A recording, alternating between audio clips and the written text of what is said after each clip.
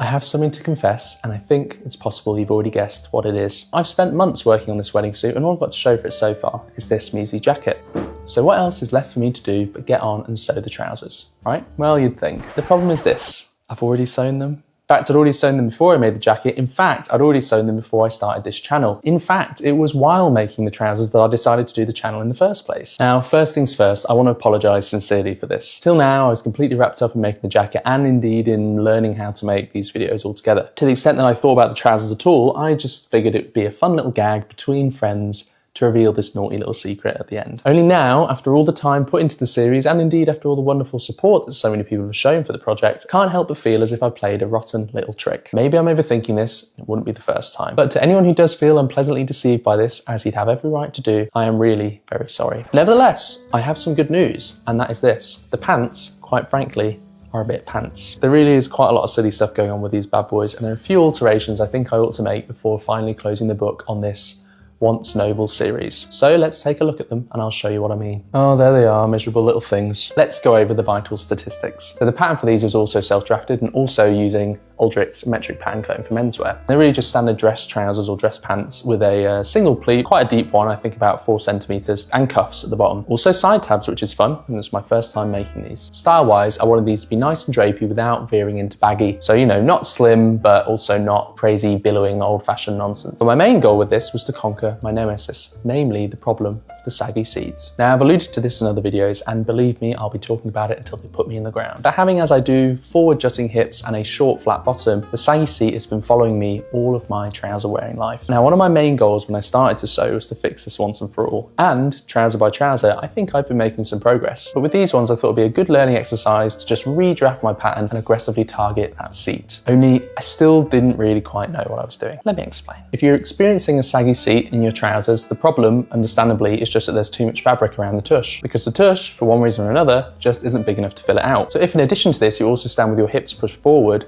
the problem just gets worse. It's almost as if you're just further reducing the size of your derriere. Now, the main way to alleviate this is simply just to shorten the seat measurement. So by that I mean you just reduce the length of this line going vertically over the backside from the waistband to the crotch. That's your seat seam. The problem is, the more you need to do this, and in my case, I have to do it a fair bit, the more things just sort of get out of whack, get out of balance with each other. Now, at some point, I'm going to do a video on drafting your own trouser pattern, and I'll go into a bit more detail there about these different kind of fit variations. For now, thinking of these particular trousers, there are 2 main things I want to focus on. The first problem is something that I changed, and the second is something that I sillily neglected to change. This is the first problem.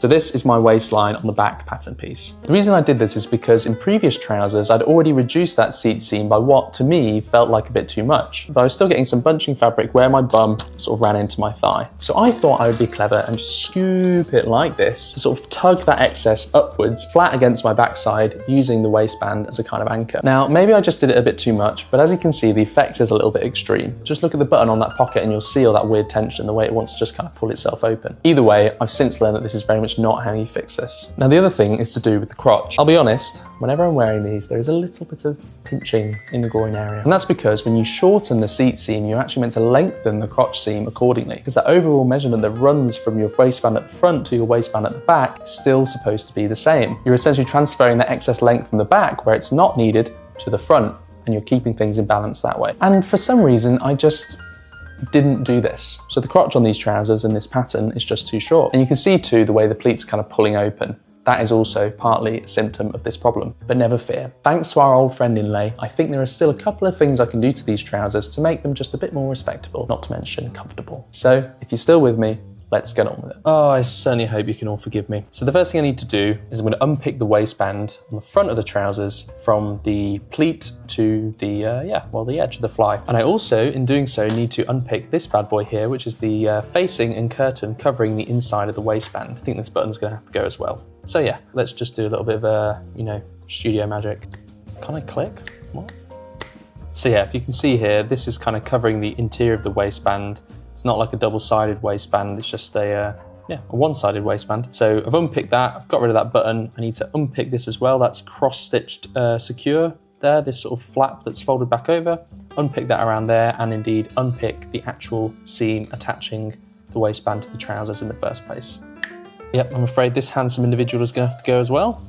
Oh, maybe it doesn't actually. Oh well, too late. And basically what I want to do is just see if I can buy literally just a centimetre of extra length in this crotch seam. Yeah, this is the pocket, by the way. By from this sort of pleat point over there, just sort of seeing if I can taper it gently, taper the waistband just up, really just a centimetre. Because obviously I've got the zip here and I'm not going to take out the zip. I'm not going to redo that. I value my sanity. You just can't make me do it. And as you can see here, the very top of the zip is really currently very flush against the bottom of the waistband. I am not going to care very much if there is more or less an extra centimetre there showing between the top of the zip and all that jazz. I would certainly prefer the extra comfort, and it's quite possible that 1 centimetre, while not very much, is going to make some sort of difference. So that's what I'm going to do. So now I just need to unpick the actual waistband seam and we'll get going. Oh, and obviously do it on the other side. Okay, so these waistbands are now ready to be altered. And yeah, you can see that I've just drawn a rough line showing where the original waistband ran. And I'm basically just going to make it so that rather than, you know, being where it was like that, it's just going to be tilted up like that, about a centimetre or so. And I think that's going to be a gentle enough for taper that it's not going to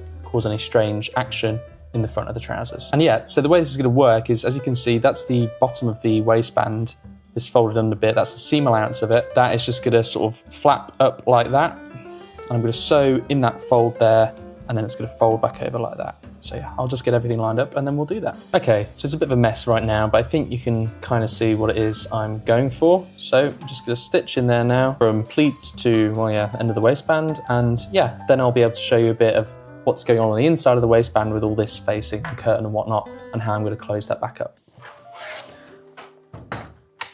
I think this could get a little bit ugly. How did I know? I think a little bit of machine maintenance is required first. Okay, we're getting somewhere now. Hope. Possibly time to change the needle. Yep, that'll do. On to the other one. Except my pocket's folded over and got caught, so I'll unpick that and redo it. See what I mean? I think that should make a difference. So now I'm just closing these flaps back over, so like this one, folding it back over, and then I'm just cross-stitching these inner edges back in place. It was a real shame actually. It looked like I'd done some very handsome cross-stitching the first time and I've had to unpick it all, and I don't think this is gonna hold up to the same standard, but anyway. Sweet, and now I just need to slip stitch the top and bottom edges of this shut, so there and there.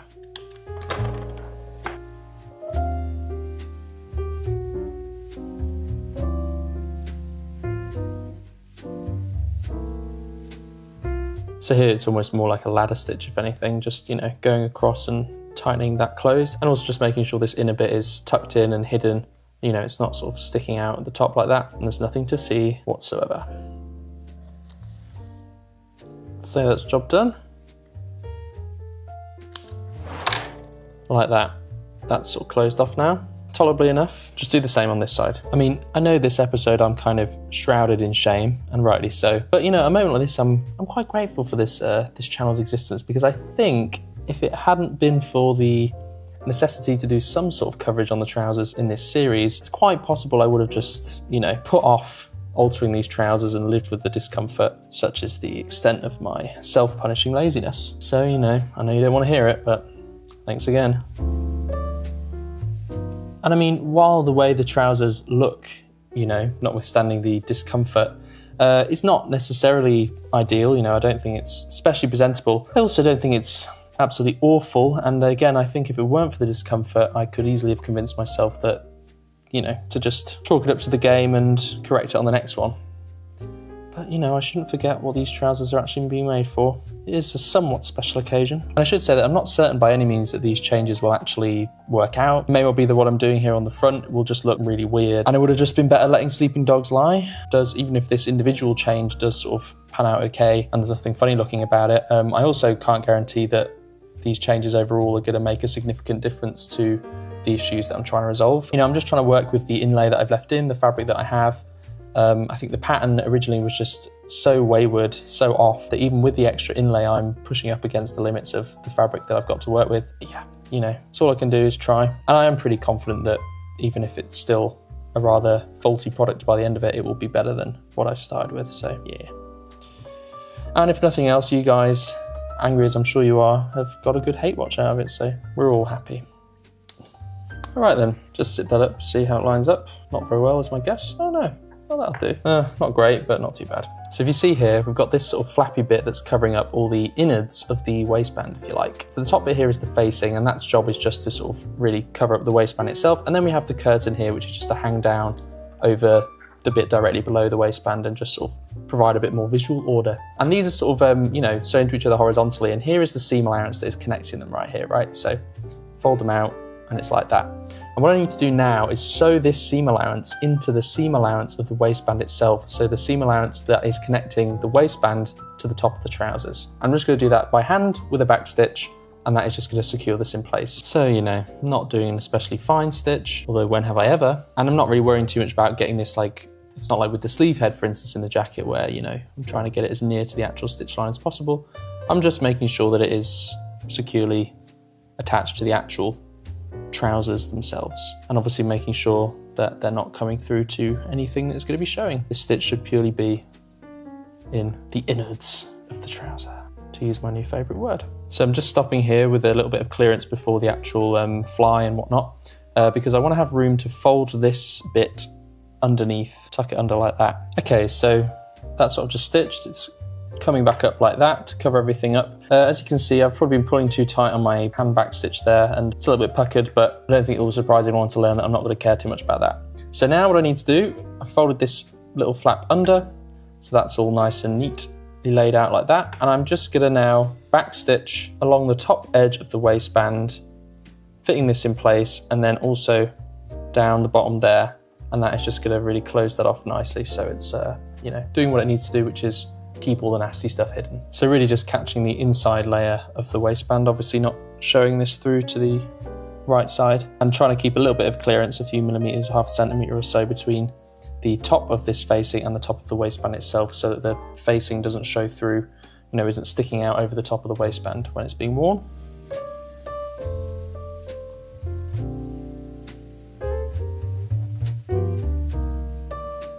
Keeping everything tucked out of the way as I go. And I've sort of tried rather deviously to imitate this same puckering as I do this stitch to kind of just keep everything, equally incorrect. Start as you mean to go on, or something like that. So now I'm at that edge, just kind of turning on that corner point and continuing down that way. And in doing so, I'll be covering up this cross stitching there, which, I think is rather scenic, isn't necessarily something I want to be looking at all the time. So with this changes that I'm making to the front of the trousers, to the crotch, I'm hoping that, aside maybe from alleviating the pleats pulling open, I'm hoping it won't necessarily actually change too much about the appearance of the trousers. I think this change is definitely more for my own comfort. I think the less said about that, the better. But it'll be the changes made to the seat seam and the waistband at the back of the trousers, which I think will have more of a palpable effect on the actual way they look. But I suppose it all remains to be seen, doesn't it? All right then. That was rather painless. Just got to go and repeat this on the other side now. Way fiddlier doing it this way around. So again, just sewing these seam allowances together. I've got to say, this is actually pretty leisurely so far. I've honestly been kind of semi-dreading this for many months now. Although I know I shouldn't mention the many months that these trousers already existed. I know it's a sore spot. Now I'm doing it. I think I thought all this hand sewing, putting the facing back on and bish bash bosh, I thought it was going to be way more onerous than it's actually proven to be. So I know you're probably hoping I'd have a bit of a rough time today. That's what I deserve, but I'm afraid I'm going to have to disappoint you again on that front. So that's kind of the front basically done, for better or worse. I'm going to run and try these on and see if they've made any palpable difference. You will have to wait until the end of the episode. Unless it's so dramatically awful that I have to completely rethink everything I'm doing today. And of course, whichever way, you can obviously just skip forward if you want. Bother. Double bother. Triple bother. Just getting what I deserve, really, aren't I? You know what? It's a small change, but the difference in comfort is really quite remarkable, actually. I'm pretty pleased with how that's gone. Yeah, and there's no visible weirdness that this has brought into play. So yeah, success. Let's march right on with the change to the back seam. And yeah, the first thing I've got to do, unfortunately, is remove this rather handsome side adjuster strip. But another thing I was thinking was that that's actually also a plus, because they're actually just a little bit too long, at least for the weight of fabric they are. And I find that when they're in their little groove like this, at the appropriate tightness, they tend to sort of flap down a little bit. So I'm going to take them off to do the changes I need to make. And then when I put them back on, I'm actually just going to put them back on a little bit further along so that there's not so much of this flapping around when the side adjusters are in use. Let's save ourselves some time. Will I ever get a satisfying click? These poor innocent babies. We'll put you back together in a little while. And now, yeah, just gonna unpick basically the whole of the back waistband from the side seams to the centre back seam, because that stupid curve I put in extends all the way along, and such is life. Let's do this. This could really take a while, so just to make clear what exactly is gonna happen, this is one half of the current waistband at the back. It's got this slight curve to it. I'm basically just gonna straighten it out. So starting from one end where the seam is, I'm just basically gonna cut across in a more straight fashion up to where these mark stitches are, just like that basically, and make more of a straight line of it. And I also just need to undo this actual centre back seam, at least at the waistband, just to free everything up. So, oh, okay, look how they massacred my boy. I think I need some lunch before we go any further. Okay, so I'm fed and watered, back to the grind.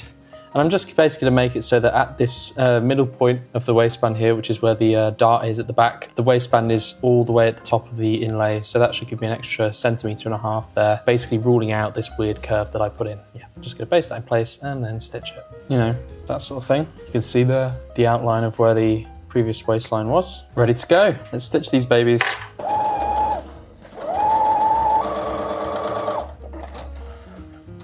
Not too bad.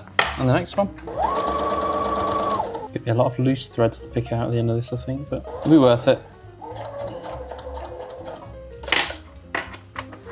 Yep, I'd say another success. So in a second, I'm going to have to reconnect the same facing and curtain thing as with the front of the trousers, but first I just need to reclose the centre back seam there.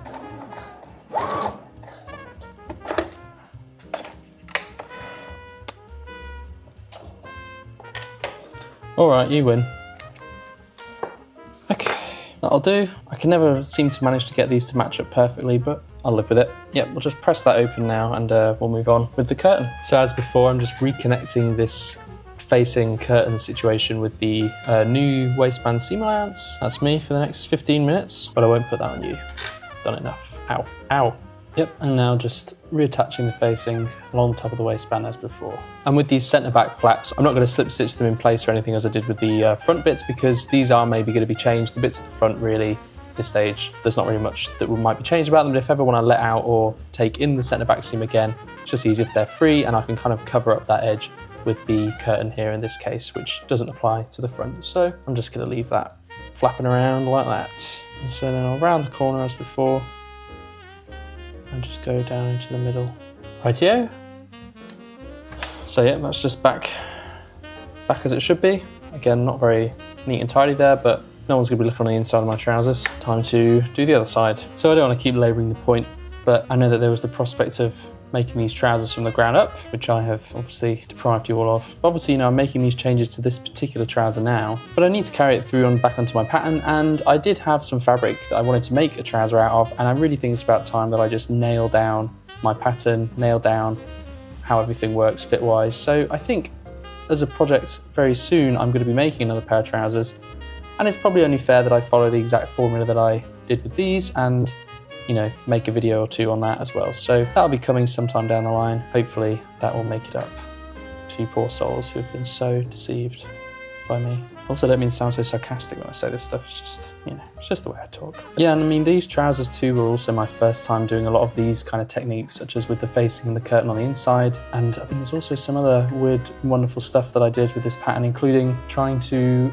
curve the seam around my calf such that the trousers would follow the curvature of my leg. Now, with, you know, proper tailoring where you're working with wool and it's very amenable to ironworking, you use the iron in the steam to press the cloth into such a shape that, again, the trouser will then follow the natural curve of the leg, because obviously legs aren't really that straight. And especially again with my sort of aforementioned jutting hips and so on, my legs sort of, you know, end up at this sort of backward slanting angle that sends the trousers sloping off the back of my legs, so the hems of the trousers end up not parallel with the ground, because if that's my hips are leaning forward, so it's slanting, and then the trousers are going down like that instead of going straight down. It's like with the shoulder seams on the jacket, you know, where we add a bit of ease in and then we press it and it creates this light curve.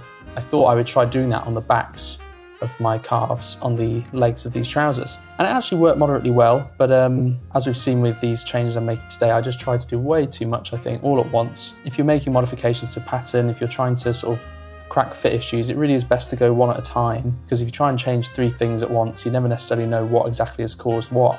Anyway, like I say, there'll be future videos on the next pair of trousers I make where I can show in more detail what exactly it was I've done. I really enjoy making trousers. It's the thing I've definitely made the most, and I'm always trying, as I say, to crack the fit, because I know when I do, I will really feel as if I've arrived. And there we have it. We're not quite done yet though with the changes I want to make to the centre back seam. But first, why don't we reattach our side adjusters, eh? Don't want to spoil it all in one go. Okay, so as far as placement is concerned, this was where they were previously, so the point was just ending where the back dart is on the trousers, and I'm just going to move it along so that it's about, I don't know, however long that point is, maybe like 1.5 centimeters, that the other 2 points of this triangle are instead lined up there. I'm just going to base that in place. Sorry, it'll be like that. So that the point is along the waistband edge. And yeah, I'll just base that in place and then I'll slip stitch it. Yeah, these side tabs are another new step for me. I really enjoyed making them. I think they're quite an elegant little feature. I don't want to keep harping on about my backside, but having such a flat bum, if you imagine, I guess, if you have a sort of normal or any kind of bum really, as long as your waistline is kind of narrower than your hips, you know, your waistband can be a little bit loose and, you know, your trousers are still going to more or less stay up. I tend to struggle a bit more with that because, again, my hip measurement and my trouser waist measurement are more similar than, you know, is convenient. So I often find that my trouser waists have to be really quite tight to make sure my trousers don't start slipping down my rather flat posterior. What that often means is that, you know, unless I've gauged the waistband measurement absolutely perfectly, and obviously that's something that can really fluctuate, you know, from day to day, I, you know, tend to have to either go a little bit too loose or a little bit too tight. If I want to make sure my trousers stay up, it unfortunately ends up having to be too tight. And anyone who has ever had a pair of trousers on that are a bit too small for them will know too tight is not very comfortable. Beyond the fact that belts shouldn't be worn with suits, and beyond the fact that, you know, belt loops are a faff to make and belts are not always the ideal solution for me in particular, the adjustable side tabs where, you know, it really is a sliding scale of shifting tightness rather than just, you know, with a belt notch where you have, okay, it's this notch or that notch, and actually your ideal is somewhere in between. I think it's a really good solution for me specifically, and again, it's just a fancy little feature that makes you feel like the garment is a little bit more special. And like I say, the next pair of trousers I make, I'm just going to make to the exact same formula as these, and I'll probably do a video on how to make side adjusters. Difficulty to reward ratio is a very forgiving one. And indeed, I'd be curious to know if you've also had similar issues with trouser fitting in the past, if you have made your own trousers. I think for lots of people who sew their own clothes, it's a great achievement to sort of finally strike upon the pattern that works for you. So yeah, let me know if you've had any similarly complicated experiences finding that balance for yourself. So yeah, that's now re-secured now properly, but it's not as firmly attached as I would like. So what I'm going to do is I'm going to prick stitch along this sort of chalk line here, just to really give that a firm attachment to the waistband, because obviously there's going to be a lot of pushing and pulling along there, and I don't want it just, you know, flying off. Just going to use a doubled up length of my silk imitation cotton finishing thread right at the end like that, to try and pick up a bit of the garment fabric underneath on the other side. Not the most elegant prick stitch I've done, but we'll live. Indeed, that's rather diabolical, I'd say, but cool. Get rid of this basting thread. Back where I want it.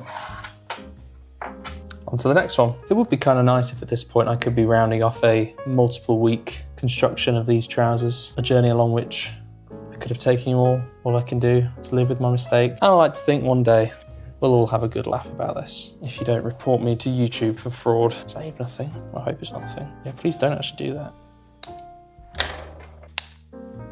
That's that reattached now. That should just be a little bit less floppy and hanging down. So one last thing I want to do fit-wise is just alter slightly the overall line running basically along the whole crotch. So starting at the bottom of the fly and just coming round up and rejoining the existing centre back seam there, because I think it can just be scooped a little bit lower actually at the fork of the trousers, so like where the back and the front legs meet. I think the shape as well of this line is just a bit higgledy-piggledy, and I can tell when I'm wearing it, it just feels like weird things are going on. So yeah, I'm just going to try and normalise that a little bit. I'm just going to live and die by that. I think it will just help things ever so slightly as well. And the easiest way to do this with trousers when you need to sew these seams is to turn one leg inside out and then take the other leg, the sort of right sides out leg, and put that inside the inside out leg.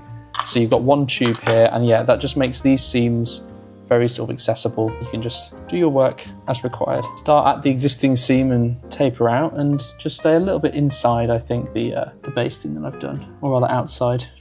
Or rather, yeah, just the exact opposite of what I just said.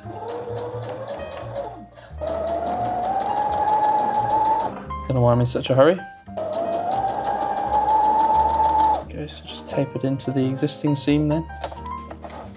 All right, let's undo this basting and try it all on. Well, they're not perfect, but they'll do. I'm sitting in them right now. I think as long as I don't try and do anything too athletic, I should be in the clear. I think all the changes I've made today have been smart ones. I think gaining that extra centimetre at the front was a real game changer, and straightening out the waistline at the back, definitely the right thing to do. And it actually hasn't introduced any bagginess as I feared it might, but it has done what I wanted, which is release that weird tension running down the back of the leg. They're still far from perfect. I can tell when I move around in them. You know, they should be able to fit in such a way where they are hanging properly, but I can still feel that I have that full range of unobstructed motion, and I just don't. But I think as far as this particular garment is concerned, I've got it to a point where it's wearable, and I think I'm just gonna have to let it be what it is and bear it in mind as I move on to the next one, redraft my pattern and work it out for good this time. Now, again, obviously, shame on me. I've led you all up the garden path today, but let's look at long last at the finished suit as a little two-piece ensemble.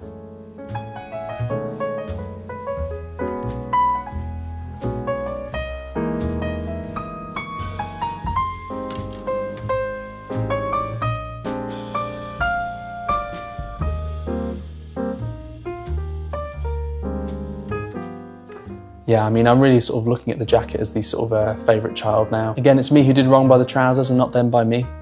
Maybe I'm just feeling the pressure of the camera burning into my soul. But that really is well and truly it now as far as the wedding suit's concerned. Oh, for the last time, allow me to say that if you are just joining in on the wedding suit journey for the first time, you can find episode 1 here. Or if watching this has inspired your own desire to sew, but you just need a little push, you can go here and find my 3 reasons why. For now, thanks very much for watching. As always, have a very good one. And like me, you've earned it.